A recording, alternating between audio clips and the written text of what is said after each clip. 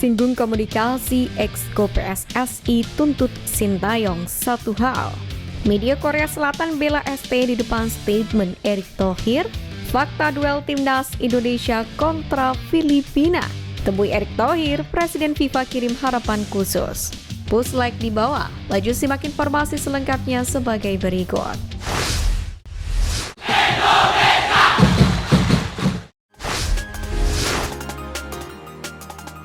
Temui Erick Thohir, Presiden FIFA kirim harapan khusus. Diketahui Presiden FIFA Gianni Infantino kembali bertemu dengan Ketum PSSI Erick Thohir. Pertemuan Infantino dan Erick ini terjadi di Doha, Qatar. Dalam unggahan di akun Instagram, Infantino pun berharap pertemuan dengan Erick Thohir jadi bagian upaya untuk terus mengembangkan sepak bola di Indonesia. Diketahui Infantino berada di Qatar untuk menyaksikan laga Real Madrid kontra klub Meksiko Pachuca di final Piala Intercontinental 2024. Laga itu digelar di Lusail Stadium pada Kamis 19 Desember dini hari. Usai pertemuannya dengan Erick, Infantino pun menyampaikan beberapa harapan, di mana momen itu diunggahnya di Instagram pribadi.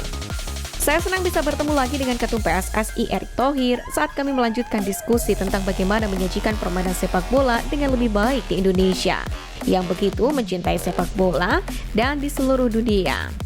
Tulis Infantino dalam caption Instagramnya.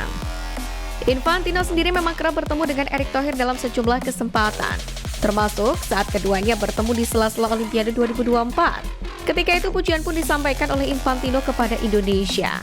Hal ini karena orang-orang Indonesia yang begitu bergairah terhadap olahraga sepak bola. Sementara terkait pertemuannya dengan Erick Thohir di Doha, menarik perhatian legenda Belanda dan juga Barcelona Patrick Kluivert. Di kolom komentar unggahan itu ia tampak senang dengan pertemuan kedua tokoh tersebut. Kluivert pun memberikan 3 emotikon tepuk tangan.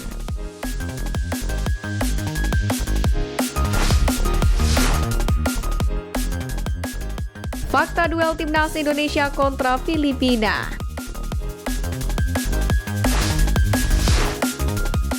Pertama, unggul rekor pertemuan. Timnas Indonesia punya rekor yang mentereng atas The Azkals. Berdasarkan laman 11v11, kedua kesebelasan telah bertemu sebanyak 27 kali di berbagai ajang. Dan secara keseluruhan Indonesia mengkoleksi 21 kemenangan berbanding 1 milik Filipina, mencetak 95 gol dan kemasukan 16 kali. Kemenangan terakhir timnas Indonesia atas Filipina terjadi belum lama ini. Ketika itu Garuda membungkam The Azkals 2-0 pada putaran kedua kualifikasi Piala Dunia 2026 zona Asia. Meskipun unggul jauh, Garuda tetap wajib mewaspadai kekuatan tim besutan Albert Capelas itu. Berbekal banyak pemain senior berpengalaman, bukan tidak mungkin The Azkals bisa membuat kejutan di Solo.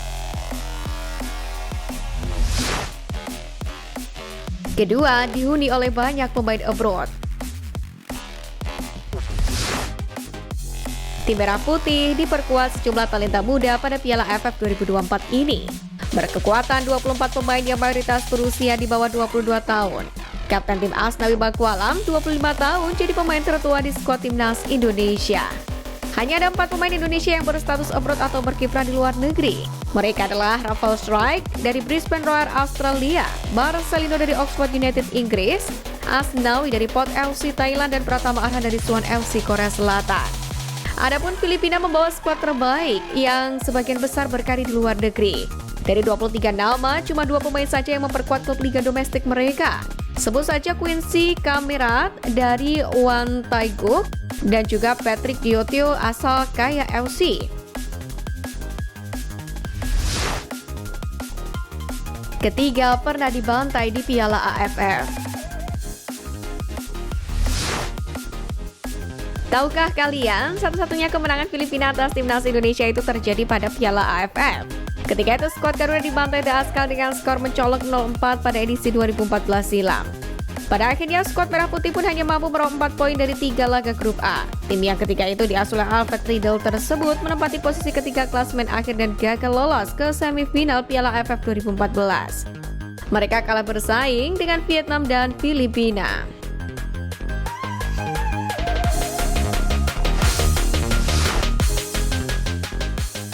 Tersinggung komunikasi, Exco PSSI tuntut Sintayong satu hal.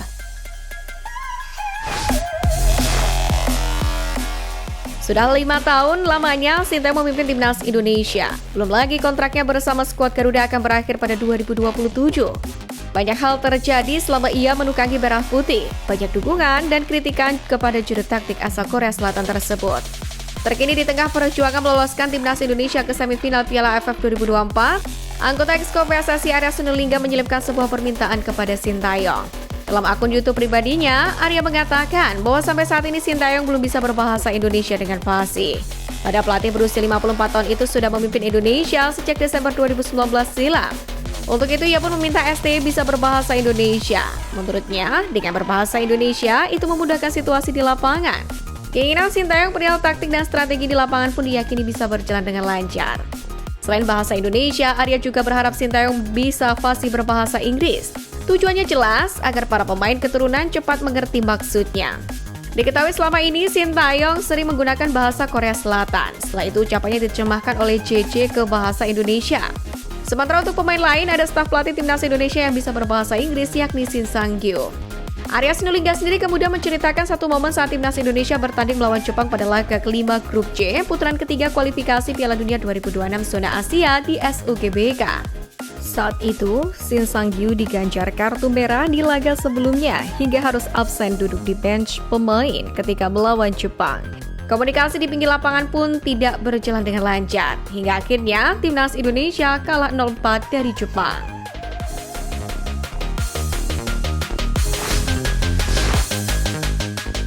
Media Korea Selatan bela STY di depan statement Erick Thohir. Ketum PSSI Erick Thohir belum lama ini meminta pelatih timnas Indonesia Sintayong agar tetap fokus setiap pertandingan. Untuk itu, sang pelatih diharapkan tak mengeluhkan lagi soal format ASEAN Cup 2024 ini. Namun, pernyataan Erick Thohir ini pun langsung menjadi sorotan media Korea Selatan, di mana media Korea Selatan Best 11 menyoroti situasi yang terjadi di Indonesia, khususnya soal Sintayong. Bahkan mereka menjelaskan sejak awal PSSI dan Sintayong sepakat menurunkan pemain muda untuk regenerasi timnas Indonesia. Pemain yang dipanggil Sintayong pun juga rata-rata usia 20,9 tahun. KD Arel dan kawan-kawan diharapkan bisa jadi regenerasi timnas Indonesia ke depannya.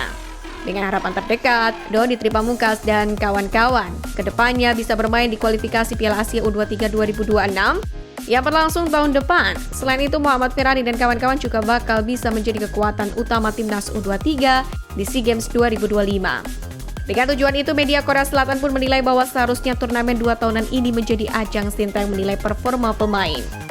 Pelatih berusia 54 tahun tersebut juga bisa melihat perkembangan para pemain selama bertanding di ASEAN Cup 2024 ini.